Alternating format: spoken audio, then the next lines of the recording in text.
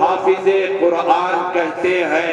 معزز علماء کرام، نوجوان ساتھیوں، بزرگوں، بچوں، پس پردہ بیٹھی ہوئی میری ماں اور بہنوں، ہم نے ابھی یہ خوشنما منظر دیکھا کہ آپ کے محبوب مدرسے سے جن بچوں نے حفظ کلام پاک مکمل کیا ہے، ان کے سروں پر دستار فضیلت کو سجایا گیا، ان کے سروں پر دستار فضیلت کو سوارا گیا، اور یہ مجلس دستار بندی اجلاس عام انہی کے اعزاز و اکرام میں منعقد کیا گیا۔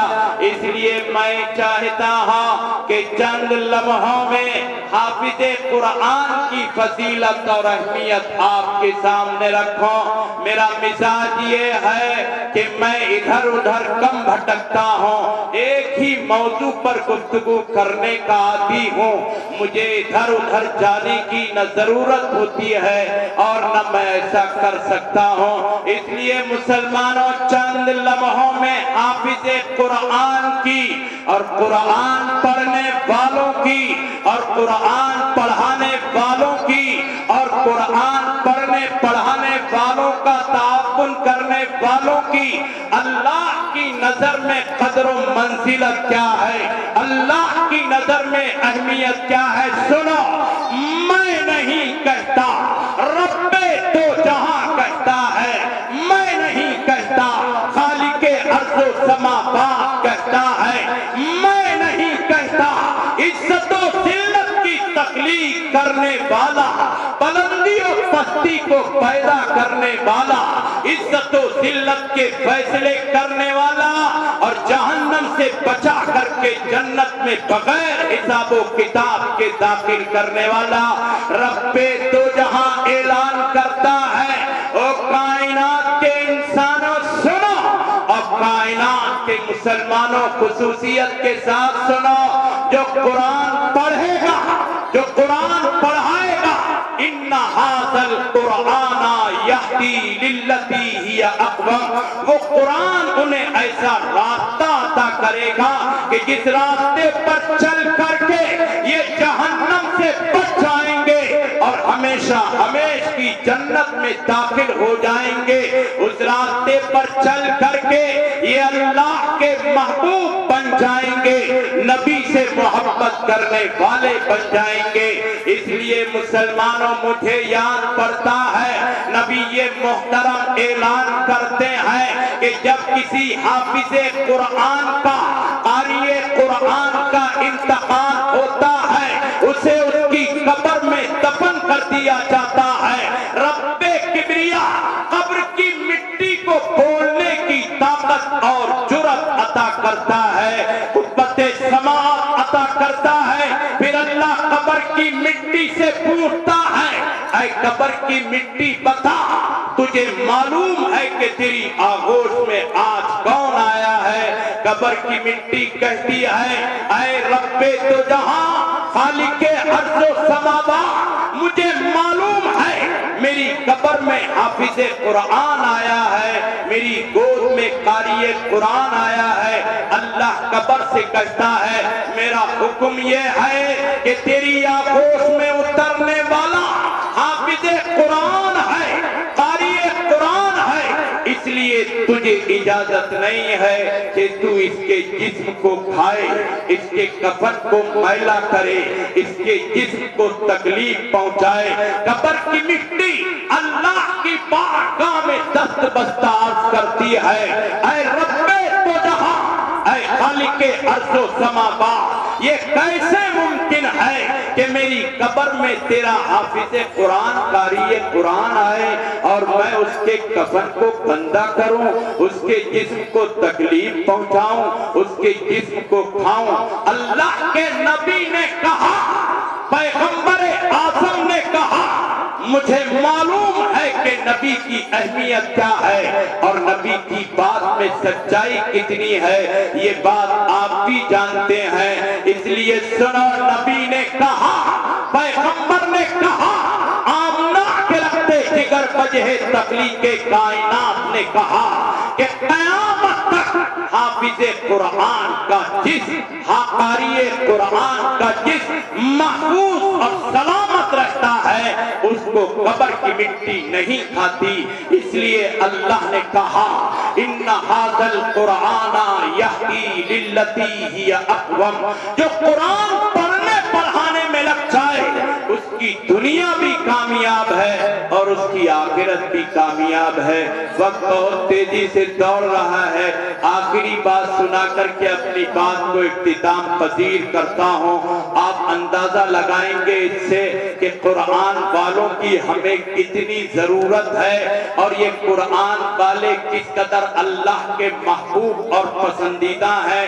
اللہ کے ولی مولانا پیر ذوالفقار صاحب دامت برکاتہم نے ایک واقعہ تحریر کیا ہے پڑوسی ملک کا، کہ ایک بہت بڑا آدمی تھا، مالک تھا حکومت کا، کرسی کا، عہدے کا، ڈگریاں اس کے پاس، دولت اس کے پاس، مکان اس کے پاس، عزت اس کے پاس، شہرت اس کے پاس، بلندی اس کے پاس، عظمت اس کے پاس۔ اس کا نام لکھا ہے، شیخ نے مجھے یاد بھی ہے، لیکن کسی مصلحت سے لینا نہیں چاہتا۔ توجہ سے سنو، ایک ایک جملہ دل کے نہا کھانے میں اتر جانے دو۔ اللہ نے اسے 3 بیٹے دیے، ان تینوں بیٹوں کو خوب پڑھایا، ایک کو لندن میں، ایک کو امریکہ میں، اور ایک کو کسی تیسرے ملک میں جو یورپ کا تھا۔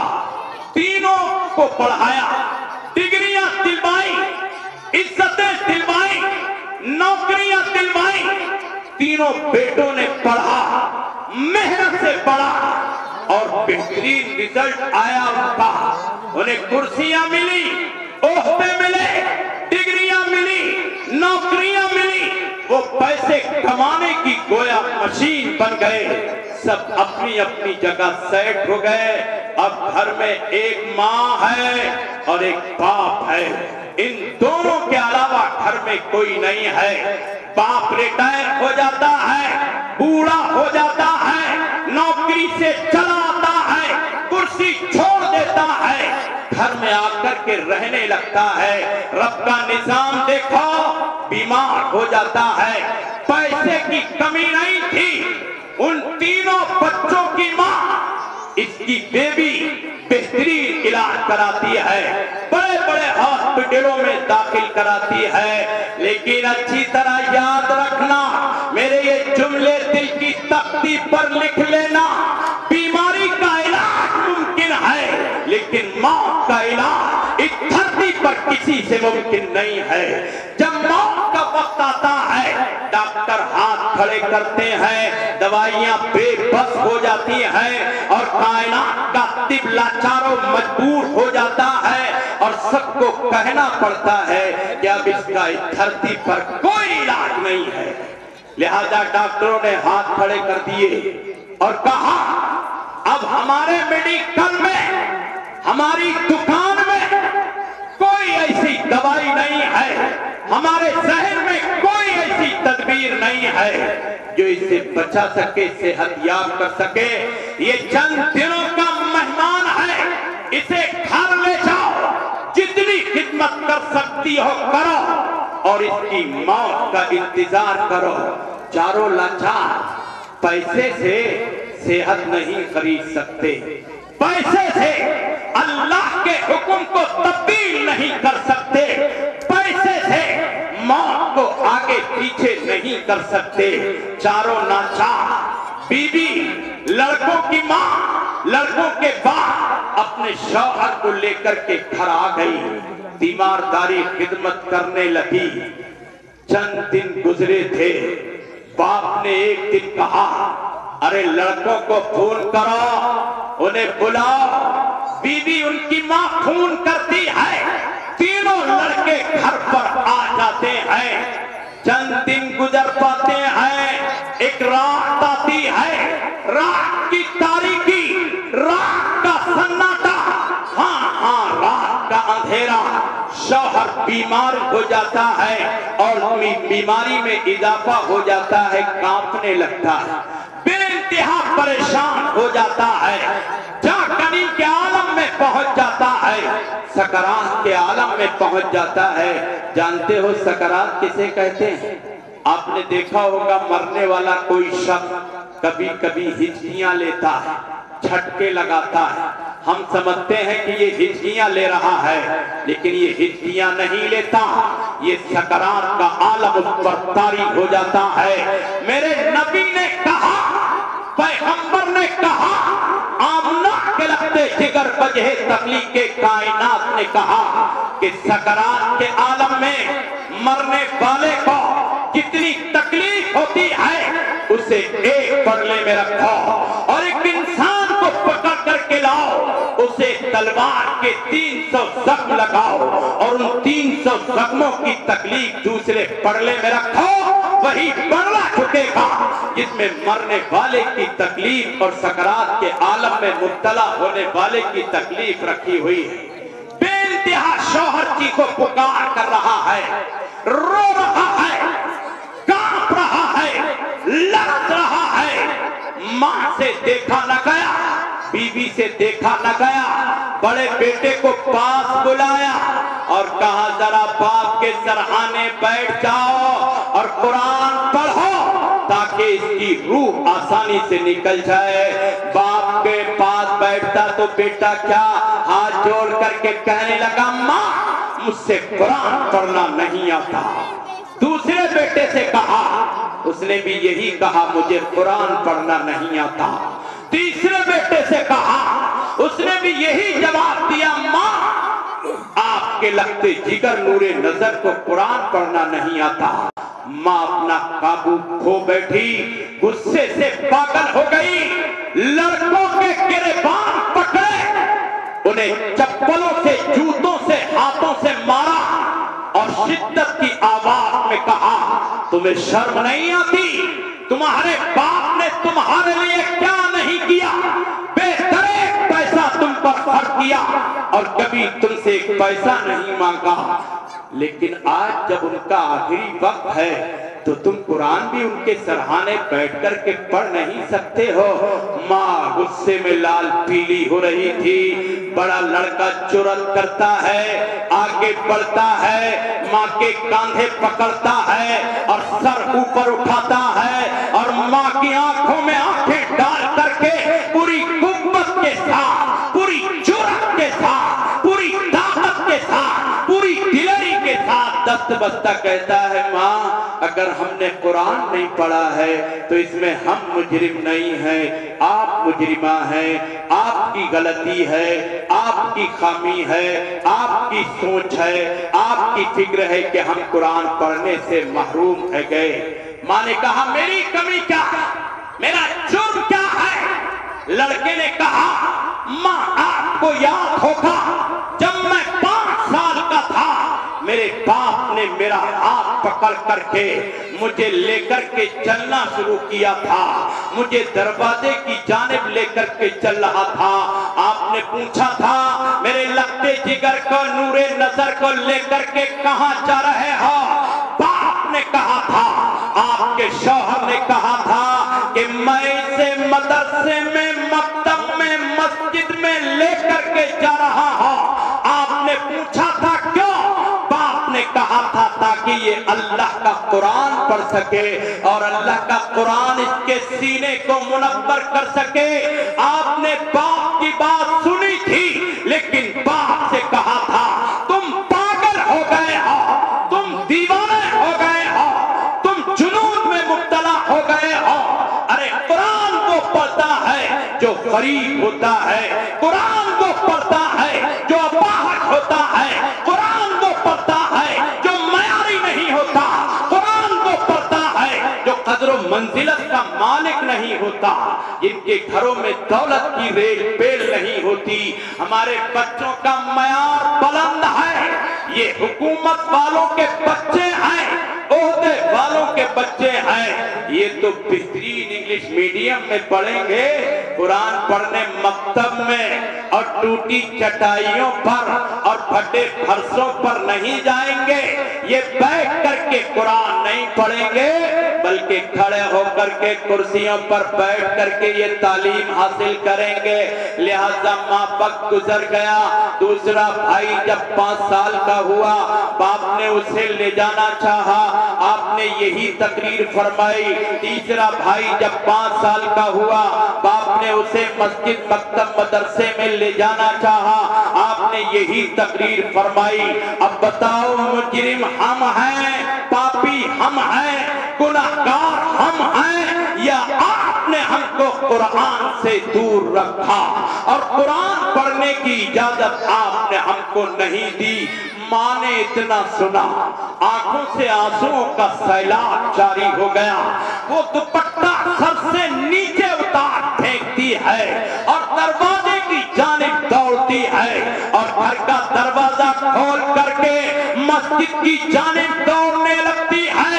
رات کی تاریکی ہے، آدھی رات کا وقت ہے، رات کا سناٹا ہے اور کسی کی آواز سنائی نہیں دیتی، لیکن یہ رات کی تنہائی میں، رات کے سناٹے میں دوڑ رہی ہے اور مسجد کی چوکھٹ پر پہنچتی ہے، مسجد کا دروازہ کھٹکھٹاتی ہے، اندر سے مؤذن پکارتا ہے۔ ہمیں بلانے والا کون ہے؟ ہمارے دروازے پر چوکھٹ پر آنے والا کون ہے؟ یہ کہتی ہے میں آپ کی پڑوسن ہوں، مسجد کی پڑوسن ہوں، پریشانی میں مبتلا ہوں، اس لیے مسجد کی چوکھٹ پر آئی ہوں، آپ سے دست بستہ عرض کرتی ہوں کہ آپ مسجد کا دروازہ کھولیں تو صحیح۔ مؤذن صاحب اٹھے، مسجد کا دروازہ کھولا اور جیسے ہی مسجد کا دروازہ کھلا، اس ماں نے اور بیوی نے مؤذن صاحب کے سامنے ہاتھ جوڑے، عاجزی انکساری کی، رونے لگی، تڑپنے لگی اور شدت غم میں مؤذن صاحب سے کہنے لگی کہ میرا شوہر بیمار ہے، سکرات کے عالم میں مبتلا ہے، موت و زندگی کی کشمکش میں ہے، انتہائی پریشانی میں ہے، لیکن اس کی جان نہیں نکل رہی ہے۔ میں چاہتی ہوں آپ میرے ساتھ چلیں، اس کے سرہانے بیٹھ کر کے اللہ کا قرآن پڑھیں تاکہ اس کی روح آسانی سے نکل جائے۔ مؤذن صاحب نے وضو کیا، کپڑے پہنے، اس کے ساتھ ساتھ اس کے گھر پہنچے، دیکھا پریشانی کے عالم میں مبتلا ہے ان کا باپ اور ان کا شوہر۔ مؤذن صاحب سرہانے بیٹھ گئے، اللہ کا قرآن پڑھنا شروع کیا۔ میں نہیں کہتا، مورخ اسلام کہتا ہے، اللہ کا ولی کہتا ہے، اللہ کا دوست کہتا ہے۔ پیر ذوالفقار صاحب دامت برکاتہم فرماتے ہیں کہ مؤذن صاحب نے سرہانے بیٹھ کر کے قرآن پڑھنا شروع کیا۔ یاسین والقرآن الحکیم انک لمن المرسلین، ابھی سورہ یاسین کا ایک رکوع پڑھا تھا کہ اس کی روح قفس انصری سے پرواز کر گئی اور یہ اپنی موت کی آغوش میں پہنچ گیا۔ مؤذن صاحب مسجد میں آ گئے اور مسجد میں جا کر کے آرام کرنے لگے۔ صبح ہوتی ہے، اس کے مرنے کا انتقال ہوتا ہے، اسے کفن دفن دیا جاتا ہے اور قبر میں اتار دیا جاتا ہے۔ ان بچوں کی ماں اور اس کی بیوی عدت میں بیٹھ جاتی ہے۔ جب عدت پوری ہوتی ہے، مسلمانوں توجہ سے سننا اور دل کے نہاں خانوں میں حقیقت کو اتر جانے دینا۔ میرا مزاج نہیں ہے کہ میں لمبی تقریریں کروں، لیکن مسلمانوں جو کہتا ہوں یقین کے ساتھ، اعتماد کے ساتھ، جرأت کے ساتھ، قوت کے ساتھ، اللہ کی ذات پر بھروسہ کر کے کہتا ہوں، اس لیے سنو اور عمل کی نیت سے سنو۔ واقعہ سنانا مقصود نہیں تھا، بلکہ یہ چند جملے آپ کو سنانے مقصود تھے جو اب میں آپ کے سامنے رکھنا چاہتا ہوں۔ جب عدت پوری ہو گئی، لڑکوں کی ماں نے، مرنے والے کی بیوہ اور بیوی نے اپنے مال کو اکٹھا کیا، اپنی جائیداد کو بیچ کر کے پیسہ اکٹھا کیا، اور جتنی دولت اس کے پاس تھی، جتنی جائیداد اس کے پاس تھی، جتنی زمین اس کے پاس تھی، وہ سب نبی کے مہمان خانوں میں، نبی کے مدرسوں میں، قرآن پڑھنے پڑھانے والوں پر اور قرآن کی خدمت کرنے والوں پر تقسیم کر دی۔ کہیں مکتب بنوانے کے لیے رقم دے دی، کہیں مدرسہ بنوانے کے لیے رقم دے دی، اور کہیں مدرسے میں جا کر کے رقم دے دی۔ جب ساری رقم نبی کے مہمان خانوں پر اور قرآن پڑھنے پڑھانے والوں پر اس نے خرچ کر دی، رات آئی، یہ سو گئی، کہتی ہے صبح اٹھ کر کے جب میں رات سوئی، میں نے اپنے شوہر کو جنت میں ٹہلتے ہوئے دیکھا۔ میں نے اس سے پوچھا کیا بنی؟ کہا جنت کا فیصلہ کر دیا گیا۔ کہا کیسے؟ سنو جملے سنو، یہ سب رب کا نظام ہے، یہ خواب نہیں ہے، رب کی تنبیہ ہے۔ رب بتانا چاہتا ہے اس خواب کے ذریعے سے کہ سنو قرآن والوں کی اور قرآن کا تعاون کرنے والوں کی اہمیت اور قدر و منزلت کیا ہے۔ مسلمانوں کو بیوہ کہتی ہے، لڑکوں کی ماں کہتی ہے کہ میں نے رات میں اپنے شوہر کو خواب کے اندر جنت میں دیکھا۔ میں نے پوچھا کیا بنی؟ کہا جنت کا فیصلہ کر دیا۔ کہا کس بنیاد پر؟ کہا جس دن تو نے اپنی رقم کو اکٹھا کر کے نبی کے مہمانوں کے لیے، نبی کے وارثوں کے لیے، قرآن والوں کے لیے اور قرآن پڑھنے پڑھانے والوں کے لیے خرچ کیا، اللہ کی رحمت کو جوش آیا۔ اللہ نے میری بخشش کا، میری مغفرت کا، مجھے جہنم سے بچا کر کے جنت میں داخل ہونے کا فیصلہ کر دیا۔ اس لیے میں آج ہی جنت میں داخل کیا گیا ہوں۔ میری زندگی اور میری موت سب کامیاب ہو گئی ہے۔ اسی لیے اللہ نے کہا ان ھذا القرآن یہدی للتی ہی اقوم، کہ اگر قرآن والوں سے جڑو گے اور قرآن پڑھنے پڑھانے والے بنو گے اور قرآن سیکھنے سکھانے والے بنو گے تو یہ دنیا بھی کامیاب ہو جائے گی اور آخرت بھی کامیاب ہو جائے گی۔ کسی نے بہت خوب کہا ہے، اللہ سے کرے دور تو تعلیم بھی فتنہ، اولاد بھی املاک بھی جاگیر بھی فتنہ، نہ حق کے لیے اٹھے تو شمشیر بھی فتنہ، شمشیر ہی کیا نعرہ تکبیر بھی فتنہ۔ وآخر دعوانا ان الحمدللہ رب العالمین۔